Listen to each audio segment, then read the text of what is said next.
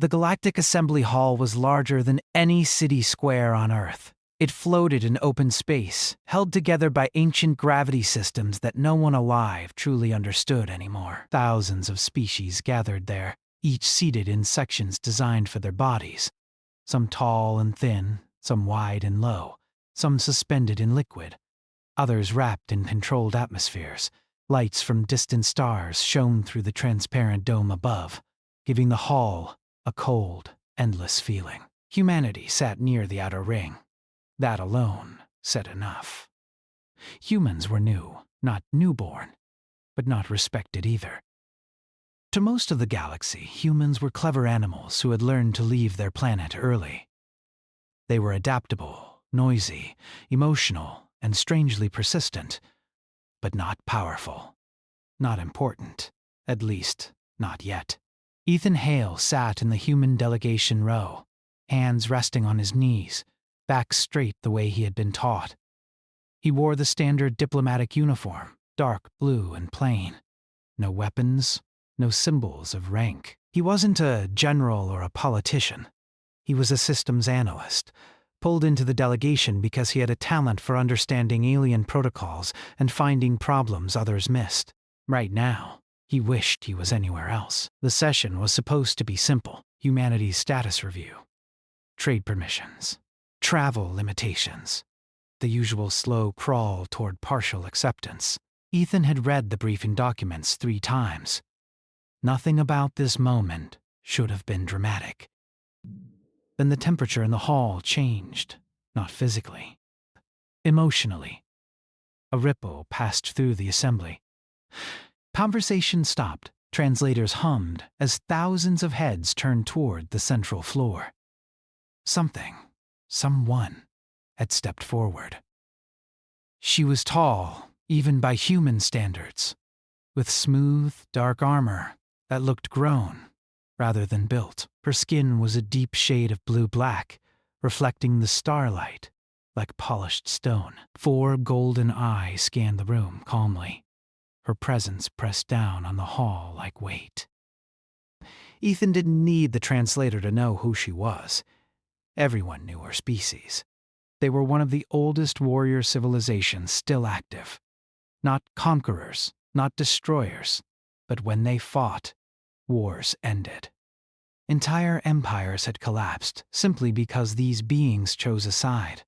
She walked to the center circle, her movements slow and confident. No guards followed her. She didn't need them. The presiding speaker, a floating mass of light and symbols, hesitated before speaking. "Representative of the Kalar Dominion?" the voice echoed. "State your purpose." She didn't bow. She didn't salute. She turned instead, her gaze sweeping across the assembly and stopping on Ethan. His stomach dropped. She raised one armored hand and pointed directly at him. "I claim my mate," she said. The translator lagged for half a second. Then the meaning slammed into the hall like a shockwave.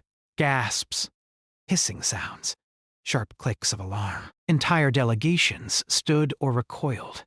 Data streams flared as ancient laws activated automatically. Ethan froze.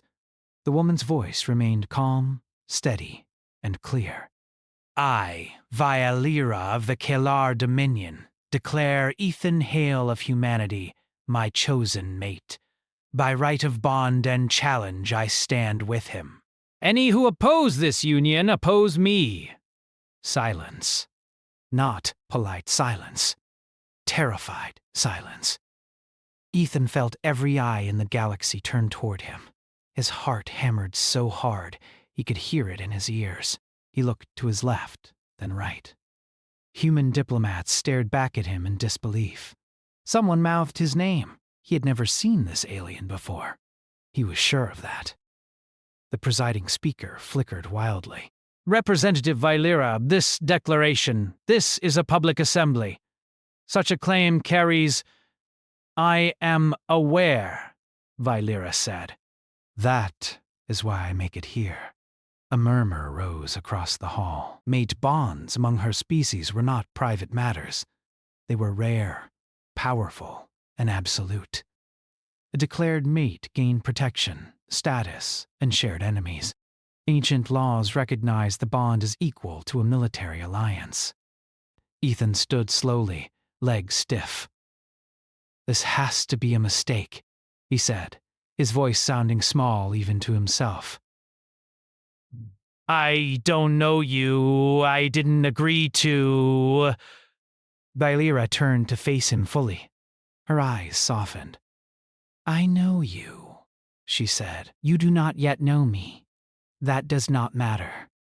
"It matters to me," Ethan replied, panic rising. "You can't just. You misunderstand," she said gently. "I can." And I have. The hall erupted. Delegates shouted protests. Some demanded the declaration be voided. Others demanded immediate trials. Old rivals of the Kalar Dominion grew very still, calculating risks. One of the senior galactic powers stood and spoke sharply. "This is provocation. Humanity has not earned such a bond. This human is insignificant." Valeera's gaze snapped toward the speaker. The air seemed to tighten. "Then challenge him," she said simply. The speaker hesitated. Valeera continued. "By law, any who deny the bond may challenge either mate. If he falls, the bond dissolves. If you fall, your objection ends." No one move. Everyone knew what challenging a Kalar meant. Ethan swallowed hard. "Wait," he said. "You're offering my life like it's nothing?" "No," Valeera replied. "I am offering you a chance." A chance at what? She looked back at him, and for the first time something like respect showed on her face.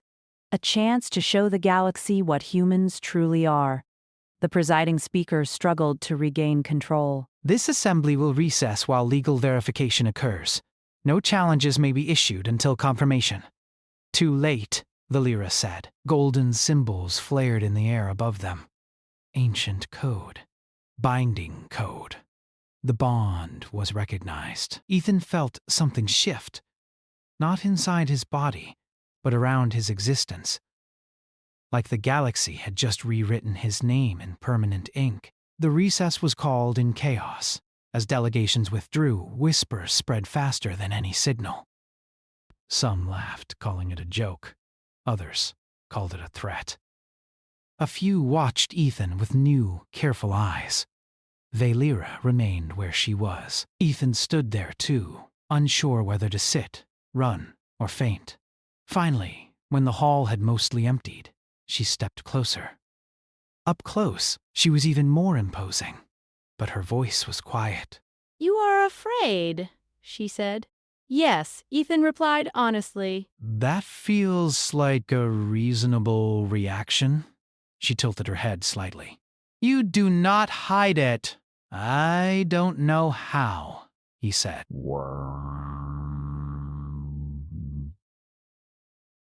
"Me." She paused.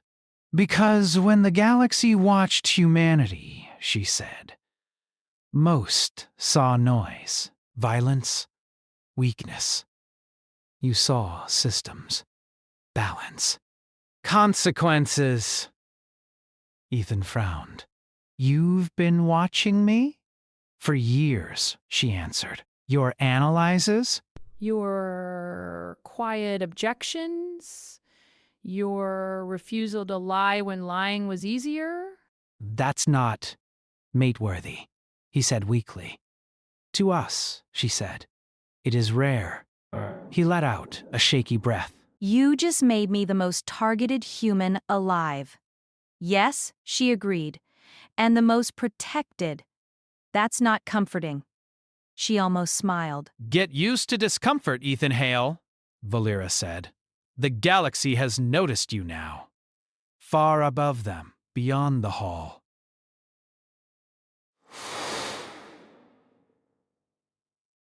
And humanity's quiet review had become something far more dangerous.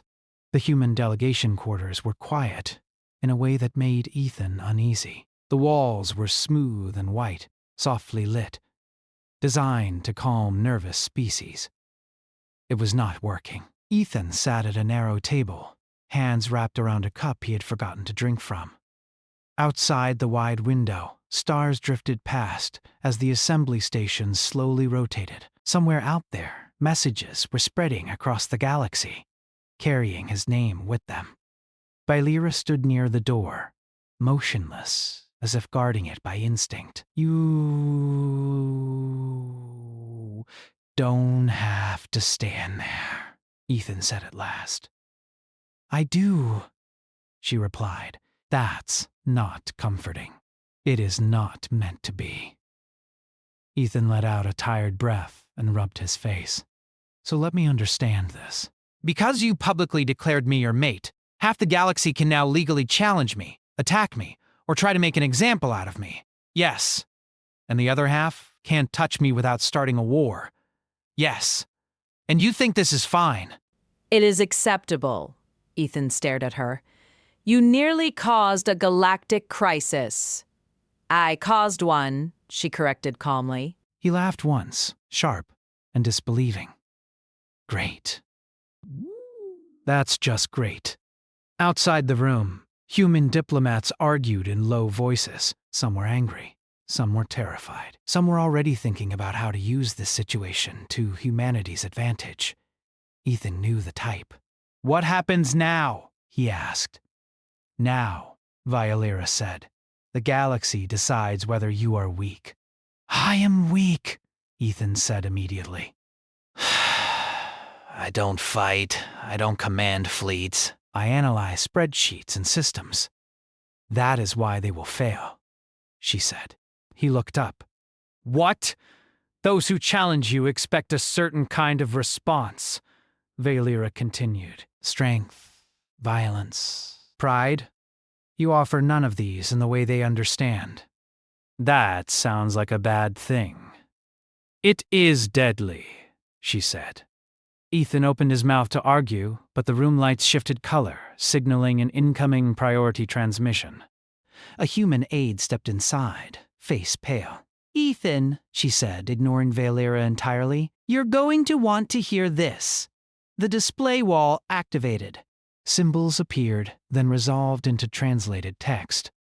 A formal challenge had been issued. Ethan read it twice, then a third time. It's not a duel, he said slowly. It's a compliance trial? Valeera's eyes narrowed with interest. Who issued it? The Threx Combine, the aide said. They're not warriors. They're bureaucrats. Ethan felt a strange flicker of relief. End of... So no fighting. No, the aide said. Just public evaluation. They're challenging your right to exist under Keller protection. They want to prove you're unworthy. Valeera made a low sound. Clever. Ethan leaned back in his chair. His heart was still racing, but something else was waking up now. Focus. What are the terms? He asked.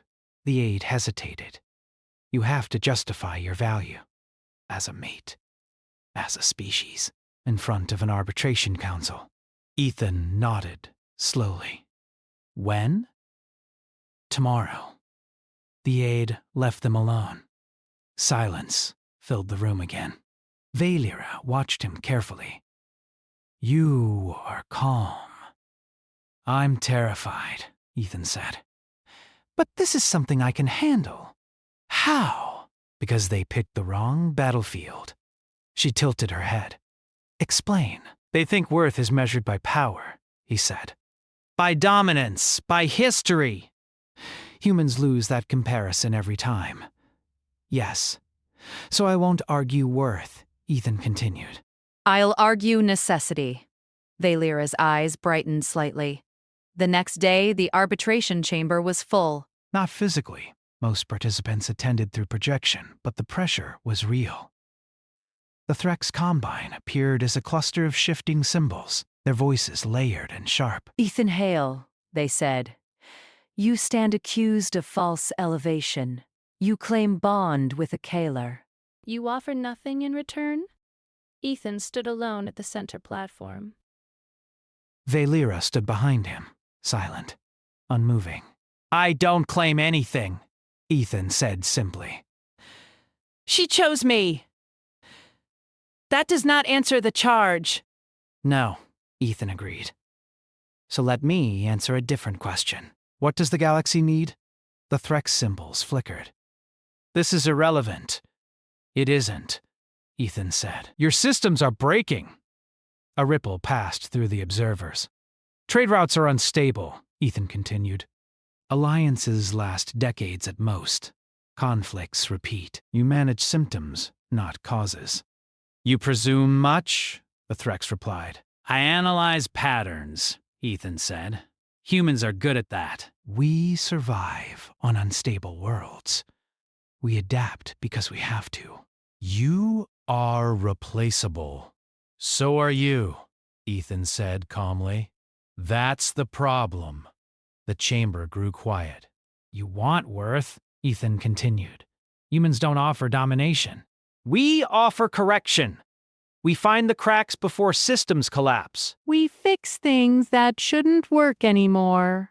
The Threx paused longer this time. You have data? Ethan smiled slightly. Always. He gestured in the display filled with projections. Quiet human contributions across the galaxy. Logistics optimized. Disputes resolved. Crises averted. Quietly. Without credit. We don't announce ourselves, Ethan said. We just keep things running. The Threx Combine withdrew to confer. Minutes passed. When they returned, their tone was different. The challenge is withdrawn, they said. The bond stands. A wave of reactions rippled through the observers. Surprise. Unease. Recalculation. Viola placed one hand lightly on Ethan's shoulder. They underestimated you, she said.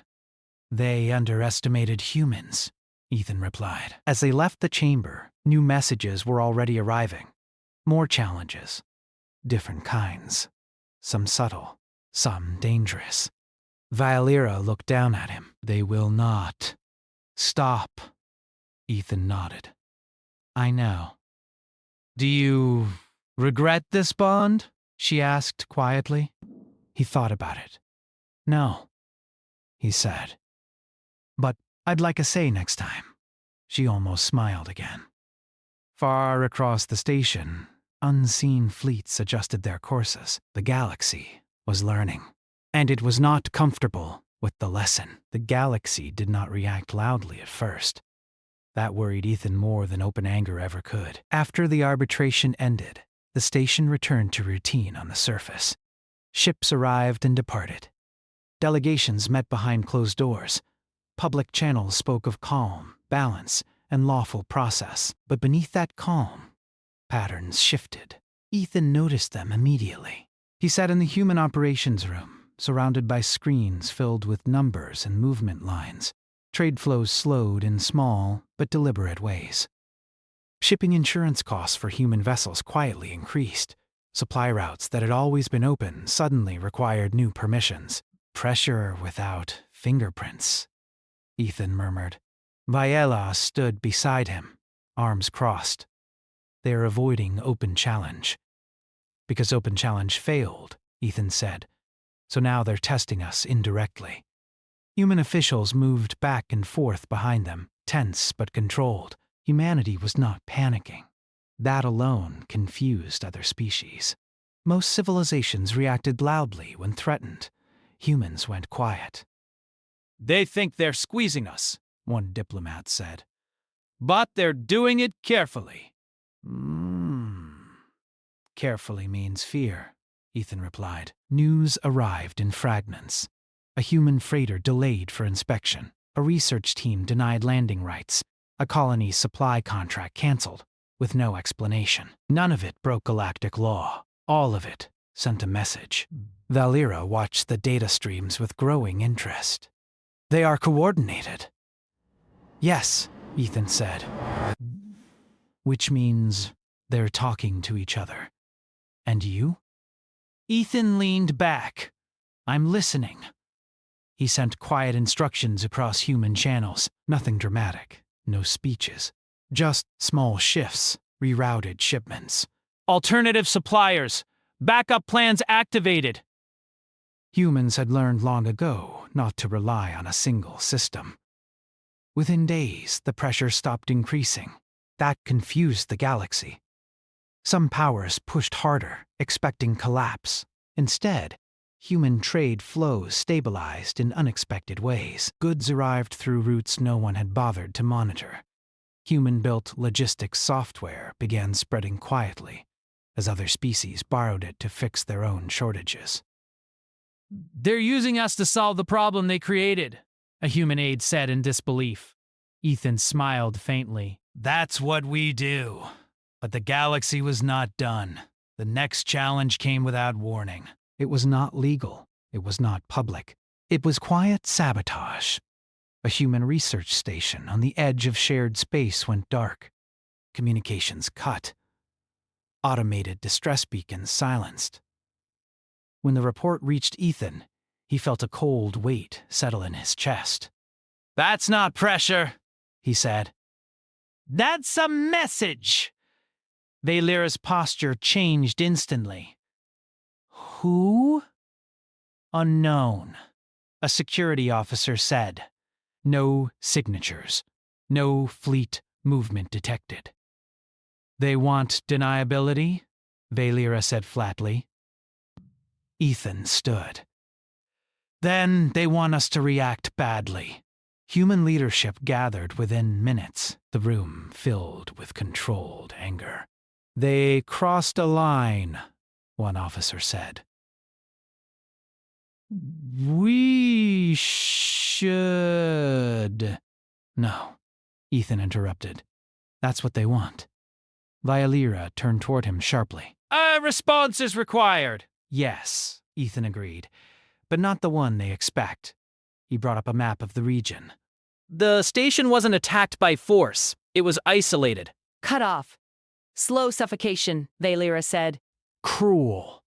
Efficient," Ethan replied. "So we answer with exposure, not destruction." He sent out a signal, not to fleets, to data. Human networks reached into public channels, sharing information that had always been technically available, but never organized. Patterns of suspicious shipping. Repeated delays linked to the same intermediaries. Insurance firms quietly tied to shell governments. Within hours, analysts across the galaxy began asking questions. Within a day, blame formed. A mid-tier coalition, ambitious and nervous, found itself under sudden scrutiny. Trade partners withdrew. Neutral systems demanded explanations. Their denials rang hollow. They had wanted humanity isolated. Instead, they were exposed. The research station came back online 2 days later. Systems damaged but intact, no casualties. Humanity did not announce victory. They simply resumed work. Valera watched the reaction carefully. "You did not retaliate." We did, Ethan said. "Just not violently. That frightens them more," she said. "Yes, challenges escalated after that. Some were open again. Trials, inspections, reviews meant to slow humanity's growth. Others were quiet, attempts to lure humans into breaking laws, into acting first. Humans refused. They documented everything. And then came the message that made the entire room go still. A formal declaration from an ancient power. They did not challenge Ethan directly. They challenged Valera. "This is serious," a human admiral said quietly. "If she's forced into combat, they want to break the bond by killing one side," Ethan finished. Valera's expression did not change. "I will answer." "No," Ethan said immediately. She looked at him, surprised. "This isn't about strength anymore," he continued. "It's about forcing the galaxy to choose. Between what? Between old fear and new reality." The challenge demanded a demonstration of dominance, a controlled engagement. Kalar against coalition forces. Victory would reaffirm ancient hierarchies. Defeat would dissolve the bond. "They want a show," Ethan said. "So we give them one." Human Command looked at him. "You're not suggesting I am?" Ethan said, "but not how they think." The engagement zone was announced publicly. Observers gathered. Fleets assembled at safe distances. Valera stood aboard her flagship, armor gleaming under artificial light. Ethan stood beside her, far out of place among warriors. "You are certain?" she asked. "No," Ethan said honestly. "But I know this. If you win alone, nothing changes. If we lose violently, everything gets worse." "And your plan?" He took a breath. "We don't fight." Her eyes narrowed. "Explain." "When the challenge begins," Ethan said, "we power down weapons. We open channels. We transmit everything." "Everything?" "All our data. Logs, records, evidence of manipulation, sabotage, quiet cruelty. We show the galaxy what these stable powers really do." "They will attack," she said. "Yes," Ethan replied, "and everyone will see who breaks the rules." The silence between them stretched. Finally, Valera nodded. The challenge began. Fleets moved into position. Weapons charged. Observers held their breath. Then, the Kalar flagship went dark. No weapons, no shields. Open channels flooded the space with information. Clean, organized, undeniable evidence of quiet oppression. Manipulated famines, economic strangulation disguised as law. The coalition hesitated. Then, they fired. The moment weapons struck an unarmed ship, alarms screamed across observer fleets. Emergency protocols activated. Neutral powers intervened instantly. The challenge was voided. The coalition stood exposed. Valera's ship survived, shields flaring back online as neutral forces enforced separation. Ethan exhaled slowly. Across the galaxy, something shifted. Humanity had not won by force. They had won by refusing to play the game. Valera looked at Ethan with something close to awe. "You have changed the balance," she said. "No," he replied quietly. "We showed it."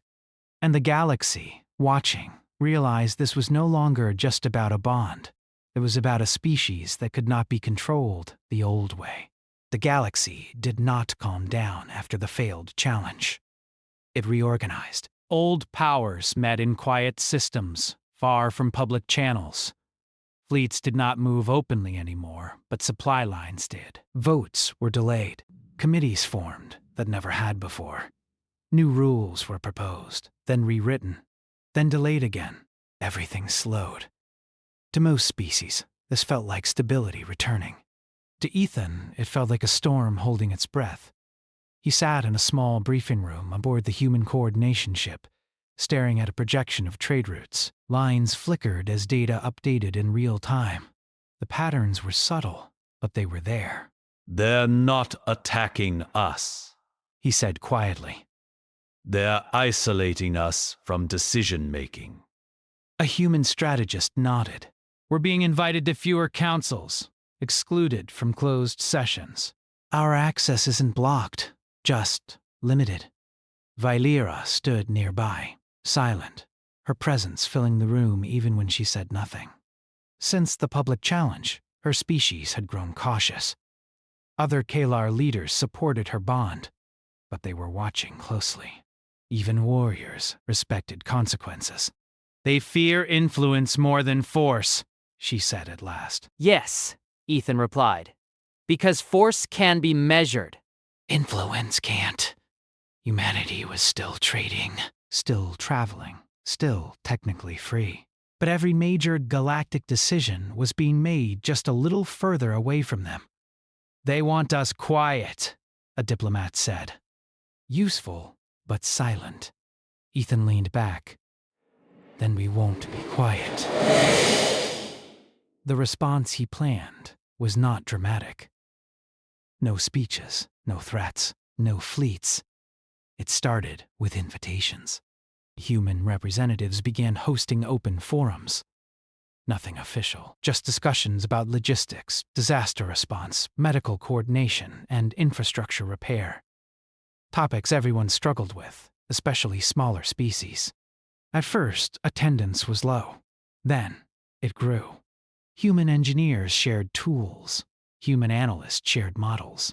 Human doctors shared protocols adapted for multiple species. Everything was open source, free to use, easy to modify. No demands, no loyalty oaths, just help. Smaller civilizations noticed first, those often ignored by the great powers. They began relying on human systems because they worked. They began calling human stations first when something went wrong. The old powers noticed later. By the time they realized what was happening, dependencies had formed. Trade rerouted itself.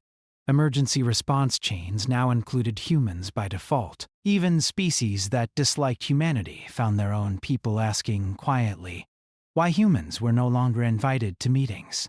"They're building a web," one ancient delegate said angrily in a private council. And we are standing in it. A proposal was drafted. A legal one. A restructuring of galactic participation rules. On the surface, it was about efficiency. In reality, it would limit humanity's ability to operate independently. More oversight. More restrictions. More approvals required. It passed the preliminary stage easily. When the notice reached human leadership, the room went silent.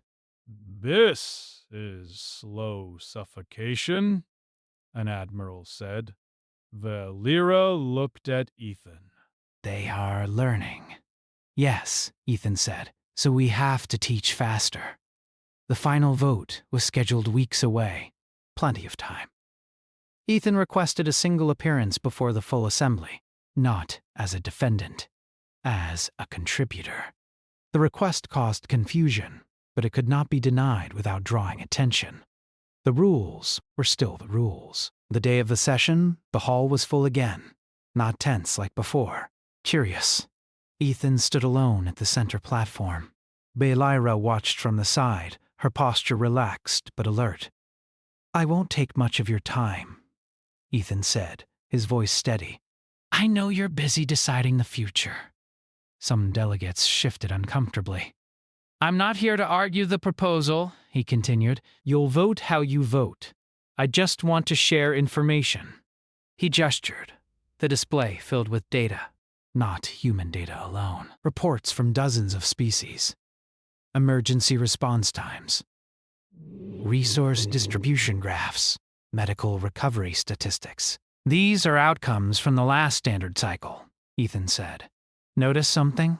The patterns were obvious. Systems that included human coordination recovered faster, lost fewer lives, spent fewer resources. "We didn't lead these efforts," Ethan said. "We didn't control them. We just participated," a delegate interrupted. "Are you implying dependency?" "No," Ethan replied. "I'm showing cooperation." He paused, letting the data speak. "You're worried humanity is gaining influence," he said calmly. "You're right. But not because we're taking power." He looked around the hall. "It's because you keep handing us problems." The room was very quiet now. "We fix what's broken," Ethan continued. "Not because we want control. Because broken systems hurt everyone." He took a breath. "The proposal you're voting on will slow us down. That's your right." "But it will also slow everyone who relies on us, including your own people." He lowered his hand. "That's all. Thank you." He stepped back. No applause followed. But something had changed. The vote did not happen that day, or the next. Delays piled up. Amendments were proposed, objections raised, not by humans, but by others. Smaller powers spoke up. Neutral systems asked hard questions. Even some old powers hesitated, seeing how exposed they were. The galaxy was fracturing along new lines. Not war, alignment. That frightened many. Then came the incident that removed all doubt. A massive infrastructure failure struck a densely populated trade hub controlled by one of the ancient powers. Power grids failed. Life support systems faltered. Millions were at risk. The ruling council froze. Their systems were too rigid. Their response protocols outdated. Pride slowed decisions. Humans did not wait for permission. Human ships rerouted automatically. Emergency networks activated. Medical teams deployed. Human-run coordination systems spread instructions across species lines without asking who was in charge. Viewership watched the feeds in silence as humanity moved with calm precision. Within hours, the crisis stabilized. Lives were saved, and everyone knew who had done it. The ancient power issued a formal complaint, then withdrew it. The galaxy did not say, "Thank you," but it did not forget. Later, in a quiet observation chamber, Ethan stood beside Valeera, looking out at the stars. "They'll never like us," he said. "No," she agreed, "but they will depend on you." That's not what we wanted. "It is what you are." He thought about that. "Do you regret challenging the galaxy?" he asked her. Valeera considered the question. No. They needed to be challenged? And me? Ethan asked. Do you regret choosing me? She turned to face him fully. No, she said without hesitation. You do not conquer. You endure. That is rarer. Far beyond the station, alliances were shifting again. This time, not away from humanity, but toward it. And the galaxy was beginning to understand something dangerous. Humanity was not rising fast. It was becoming essential. And once something became essential, removing it was no longer an option. The galaxy reached its breaking point, quietly. No alarms rang. No fleets rushed toward battle lines. No public threats were made. Instead, messages stopped arriving. For 3 full cycles, no new proposals were issued by the Great Councils. No new restrictions appeared. No quiet pressure followed human ships. The silence felt deliberate. Ethan noticed it immediately. They're deciding, he said softly. He stood in the observation chamber aboard the human coordination ship, watching stars drift past. Valeera stood beside him, her hands clasped behind her back. Around them, human staff moved with calm focus. But everyone felt the same tension. Deciding what? A junior officer asked. Ethan didn't answer right away. Whether we are a problem to remove, he finally said, or a reality to accept. Humanity had not asked for this position. That truth mattered to Ethan more than most people realized. Power gained by accident was dangerous. Power gained without reflection was worse. Valeera watched him closely. If they choose removal, she said, they will fail. Yes, Ethan replied, but the damage would be enormous. He turned away from the stars. That's why they're hesitating. The final message came from the assembly itself, a full session, mandatory attendance, no delays. The hall filled faster than it ever had before. Delegations arrived not just in person or projection, but in layered presence. Multiple representatives, advisors, observers. The weight of history pressed down on the chamber. Ethan stood with the human delegation near the outer ring, just as he had on the first day. That felt like a lifetime ago. Valeera walked beside him openly now. No attempt to soften her presence, no apology for it. When the presiding speaker began, their voice carried an unfamiliar tone. Caution. The galaxy stands at a threshold, the speaker said. Recent events have demonstrated instability in long-standing systems. This session exists to determine a path forward. Ethan listened carefully. This was not a trial, it was an admission. One by one, representatives spoke. Some praised cooperation. Some warned of imbalance. Some spoke of fear, carefully framed as concern. Finally, a representative of one of the oldest powers stood. "We built this order," they said. We maintained it, but we admit it has become rigid. Humanity has exposed weaknesses we ignored. Murmurs spread through the hall. Ethan felt Vylera's attention sharpen. The delegate continued. "The question is not whether humanity is dangerous. The question is whether change is." They turned toward the human section. What does humanity want? The hall went silent. Ethan stepped forward. He did not raise his voice. "We want to be left alone," he said honestly. But we also want things to work. Confusion rippled through the observers. We don't want to rule. Ethan continued. We don't want to replace anyone. We don't want your empires. He took a breath. We want a galaxy where systems don't break just because they're old, where problems are solved before they become disasters. Where survival doesn't depend on status. A delegate scoffed. Idealism. Yes, Ethan agreed. It is. But it works. He gestured, and data appeared again. Not as an argument, but as a record. Lives saved, conflicts diffused, trade stabilized. We didn't do this to gain power, Ethan said. We did it because we don't know how to stop helping once we start. The hall was very quiet. A smaller delegate spoke up. "And what do you ask in return?" Ethan didn't hesitate. "Don't stop us," he said. "And don't force us to become something we're not." The presiding speaker flickered, then steadied. "The Assembly proposes a new accord," they announced. "Humanity will be recognized as an independent, stabilizing participant." Not a ruling power, not a subordinate. A partner.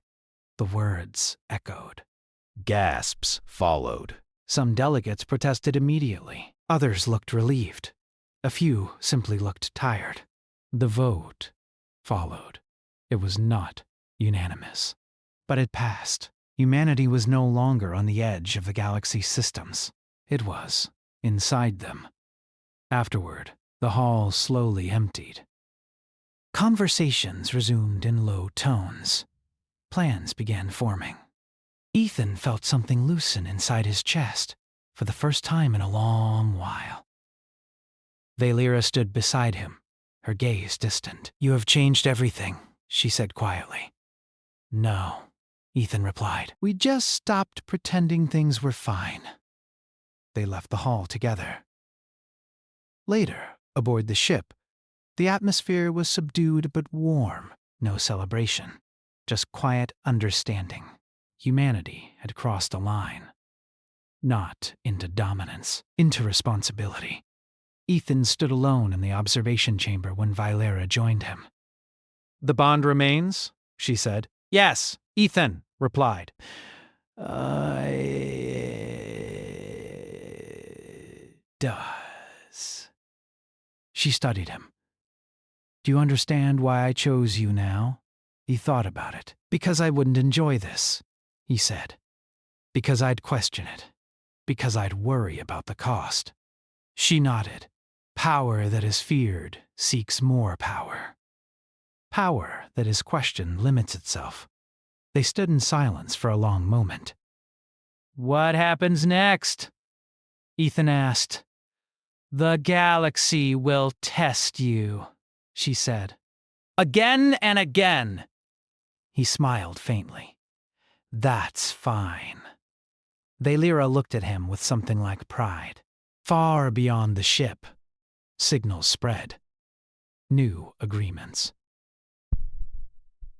New expectations. New dependence. The galaxy had not been conquered. It had been challenged, and humanity standing quietly at the center of it all, proved something the stars would remember. That the most dangerous species was not the one that sought control, but the one that refused it and still held the system together.